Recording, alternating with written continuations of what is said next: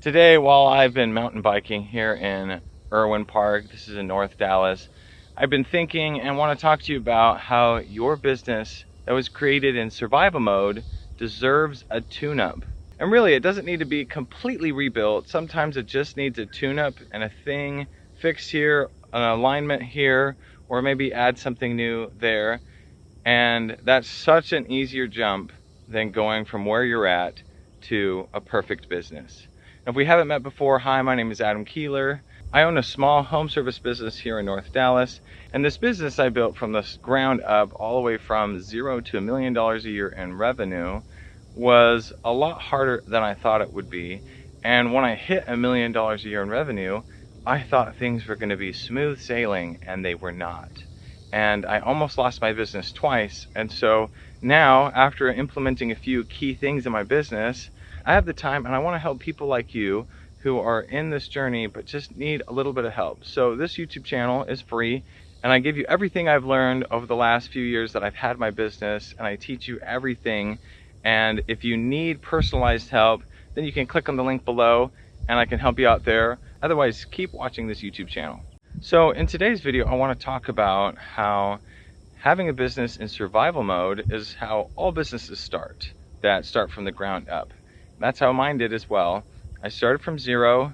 I had a hustle and wear a lot of hats. And I kind of just built my business as it came at me. And it ended up being a scrappy business, kind of duct taped together, and that's completely fine. And I got to the point where I needed help. So I hired some help and it was going great. Once I hit about $750,000 to $1 million a year in revenue, that's where things started to change. My hustle, my survival mode skills and strategies just no longer were working very well. The employees that I had wanted more structure, and it just seemed like I needed to do a little bit more. And it seemed like I needed to implement a few things, and I wasn't quite sure what they were or how to do it.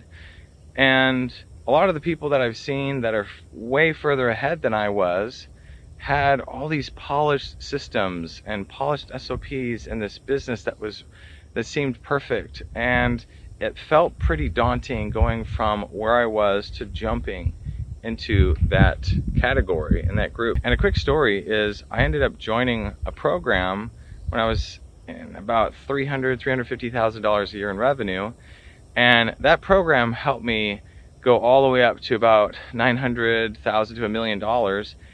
But one of the downsides of that program, I was around a lot of people who were way ahead of where my business was at, and still way ahead of where my business at now. And they were telling me to make these big leaps, make my business polished and perfect. And I could not see the jump. And I think a lot of people in my situation that have kind of a scrappy business, we just need it to be a little bit less scrappy. We need to fix some of these holes that have these leaks in our business that are leaking time, money, and energy out of. And since I've been mountain biking today, one of the analogies that I want to express is I have a bike right here that was my father-in-law's. He got it, I don't know, like 30 years ago. And it's gotten to the point where it's kind of worn out. I definitely need to upgrade this or replace it. In my analogy, I want to explain this as if this is your business. And I'm going to turn the camera around. All right, so this is your business. It's kind of scrappy.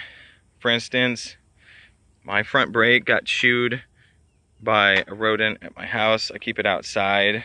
Because I keep it outside, I had a chain that was completely rusted. I know you can judge me all you want, but it makes for a great business analogy. I don't even have a fancy water bottle that fits. My helmet is really old. I don't have disc brakes. I have these old padded brakes, and it works. It works for being out here at Irwin Park. There's a trail that follows the tree line. There's a lot of jumps, small jumps, and it works. And yes, I could spend thousands of dollars to get a really nice replacement bike, just like you could spend thousands of dollars and replace your business with something perfect if you want. Or if you're somebody like me that likes it to be a little bit scrappier, you need to find the things that will provide the best and most impact for your business. So again, yes, this bike works. Yes, it goes around the trail and I get a workout and I have fun. No, it's not the fastest bike. I get passed up at times by people who have nicer bikes.